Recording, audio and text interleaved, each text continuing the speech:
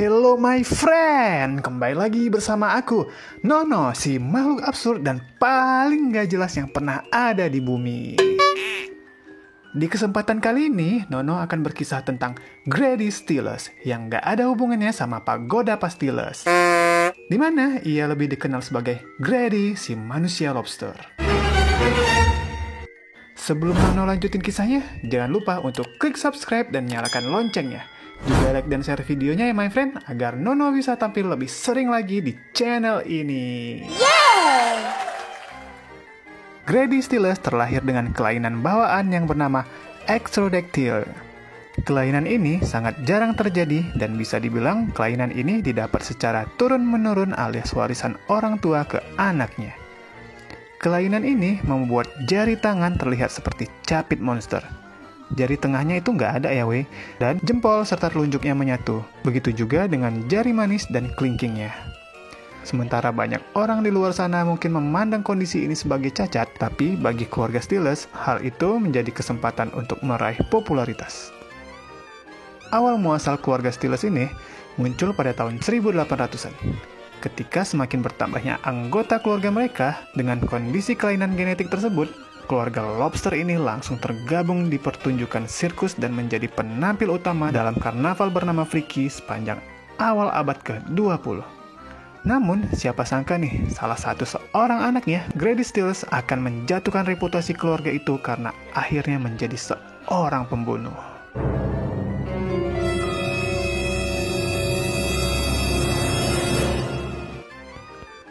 Lahir di Pittsburgh pada tahun 1937, Grady Stiles tidak hanya memiliki tangan yang cacat, tetapi juga tidak bisa berjalan. Jadi, kakinya itu juga lumpuh ya weh. Dan sebagian besar hidupnya dihabiskan dengan menaiki kursi roda. Dan Grady sudah diajak oleh ayahnya tampil di pertunjukan sirkus Freaky saat usianya masih berusia 7 tahun.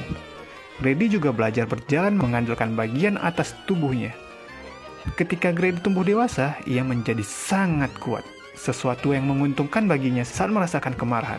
Karena sudah pasti dengan kondisi fisiknya tersebut, banyak orang yang akan mengejek serta membuli si Grady ini ya my friend. Kasian sih dia sebenarnya. Keluarga Stiles yang bekerja di dunia karnaval telah membuat banyak orang terpesona oleh penampilan mereka, termasuk seorang wanita bernama Maria Teresa. Maria ini melarikan diri dari rumahnya untuk bergabung di dunia sirkus pada saat ia masih remaja. Namun, ia bukanlah pemain ya my friend, melainkan seorang staf di pertunjukan sirkus Freaky tersebut. Maria ini akhirnya jatuh cinta pada Grady, dan keduanya pun memutuskan untuk menikah. Namun, Maria yang saat itu masih berusia 17 tahun, tidak disetujui oleh orang tuanya untuk menikah dengan Grady. Udah pastilah karena kondisi fisik Grady yang enggak sempurna. Namun, Maria yang udah bucin banget ini memutuskan kawin lari bersama Grady. Kemudian mereka akhirnya dikaruniai 2 orang anak. Salah satu anaknya sama seperti ayahnya, mengidap kelainan Ectrodactyl. Dan akhirnya diajak oleh Grady untuk bekerja di dunia sirkus.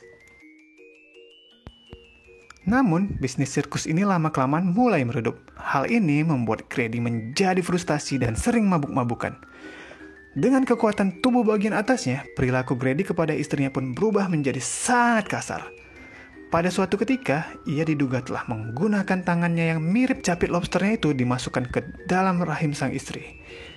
Dan ia dengan sengaja merobek alat spiral KB di dalam rahim istrinya. Dan ia juga diduga mencekik istrinya dengan tangan lobsternya tersebut. Beruntung istrinya masih selamat dari kelakuan kasar si Grady ini. Gak cukup di situ. Saat Donna, salah seorang putri Grady beranjak dewasa, ia menjalin hubungan dengan seorang pemuda. Namun, si Grady ini sangat enggak merestui hubungan tersebut. Grady ini seperti berhadapan dengan karma ya my friend, karena dia juga dulu menikah gak disetujui oleh orang tua calon istrinya. Namun, anaknya juga seperti itu tuh, dimana ia gak peduli dengan keputusan si Grady ini.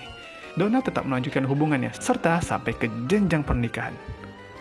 Namun naasnya, pada saat malam pernikahan sang anak, Grady dengan amarahnya mengambil senapan dan membunuh calon menantunya itu.